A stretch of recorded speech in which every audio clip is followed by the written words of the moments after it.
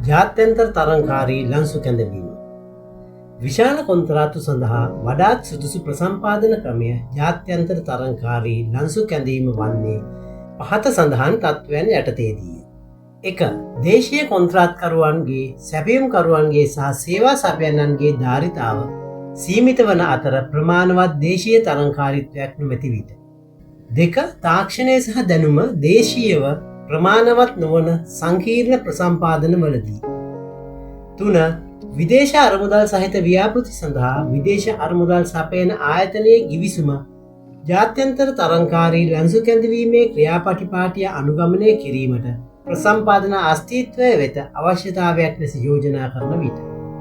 ජාත්‍යන්තර ලන්සු අවස්ථා සම්බන්ධයෙන් උපරිම සහභාගිත්වය සහතික කිරීම සඳහා ජාත්‍යන්තර ප්‍රචාරණයක් ලබා දිය යුතු අතර ජාත්‍යන්තර තරංකාරී ලන්සු කැඳවීම ක්‍රියාපටිපාටිය අනුගමනය කළ යුතුය. දේශීය හා ජාත්‍යන්තර ප්‍රකාශනවල සහ අදාළ වෙබ් අඩවිවල ලන්සු අවස්ථා පිළිබඳව දැන්වීම් පළ කිරීමෙන් ප්‍රචාරණය ලබා දිය යුතුය. කෙසේ වෙතත් දේශීය කොන්ත්‍රාත්කරුවන්ට ලන්සු අවස්ථා ලබා දීමේ අරමුණින් වැඩ කොන්ත්‍රාත්තු සම්බන්ධයෙන් කොන්ත්‍රාත්තුව කොටස් කිරීමේ සහ දේශීය කොන්ත්‍රාත්කරුවන්ට ගැලපෙන පරිදි බෙදා වෙන් කිරීම සහ ඇසුරුම් කිරීමේ ප්‍රවේශයක් අනුගමනය කිරීමේ හැකියාව සලකා බැලිය හැකිය. ඒ ජාත්‍යන්තර තරංකාරී ලන්සු කැඳවීම සඳහා දේශීය මනාපය අදාළ වීම. ජාත්‍යන්තර තරංකාරී ලන්සු කැඳවීම භාවිතා කරන විට ප්‍රසම්පාදන මාර්ගෝපදේශවල නියම කර ඇති පරිදි දේශීය මනාප නිර්ණායක භාවිතා කළ යුතුය. අදාළ දේශීය මනාප පිළිබඳව විධිවිධාන ප්‍රසම්පාදන මාර්ගෝපදේශවල මෙන්ම ප්‍රසම්පාදන කාර්ය සංග්‍රහය 2024හි 7.7.1 වගන්තියේ දක්වා ඇත. මුදල්, බදු සහ අනිකුත් ව්‍යවස්ථාපිත බදු ඇතුළු අනිකුත් සියලුම කොන්දේසි දේශීය හා විදේශීය ලන්සුකරුවන්ට සමානව අදාළ විය යුතුය. ප්‍රසම්පාදන ලේඛන මිලදී ගැනීම සඳහා නිශ්චිත ආපසු නොගෙවන ගෙවීමක් කිරීමට එකඟ වන ඕනෑම විදේශීය හෝ දේශීය ලන්සුකරුවකට හෝ යෝජනාකරුවකට අවසර දෙනු ලැබේ. B.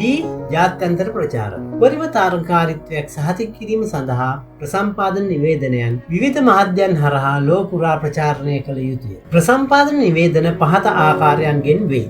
1. Invitation for bids IFB. 2. Request for bids RFB. 3. Expression for interest EOI. 4. Request for interest RFI. 5. Request for proposal RFP. ප්‍රසම්පාදන අස්තිත්වය විසින් ප්‍රසම්පාදන නිවේදනයන් ප්‍රචාරය කිරීමේදී පහත සඳහන් අවශ්‍යතා සපුරාලිය යුතුය. A. අවම වශයෙන් පුළුල් සංසරණයක් සහිත එක් ජාතික පුවත්පතක දැන්වීම් පළ කිරීම. B. ඉංග්‍රීසි භාෂාවෙන් පළ කරන අවම වශයෙන් එක් ජාතික පුවත්පතක දැන්වීම් පළ කිරීම අනිවාර්ය වේ. C. මහ බණ්ඩාගාරයේ වෙබ් අඩවිය ඇතුළු අදාළ වෙබ් අඩවිවල දැන්වීම් පළ කිරීම. D. ජාත්‍යන්තරෝ පිළිගත් සහ පහසුවෙන් ප්‍රවේශ විය හැකි ප්‍රසම්පාදන දැන්වීම් පළ කළ හැකි වෙබ් අඩවිවල දැන්වීම් පළ කිරීම. උදාහරණයක් ලෙස United Nations Development Business UNDP සහ Development Gateways DG Market web අඩවි. E.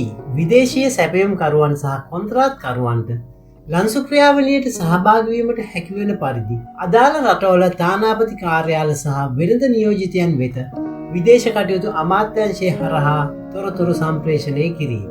ජාත්‍යන්තර තරංකාරී ලන්සු කැඳවීම සඳහා ලන්සු තැබීමේ කාල සීමාව ප්‍රසම්පාදන කාර්ය සංග්‍රහය 2024හි 6.3 වගන්තියේ දක්වා ඇත.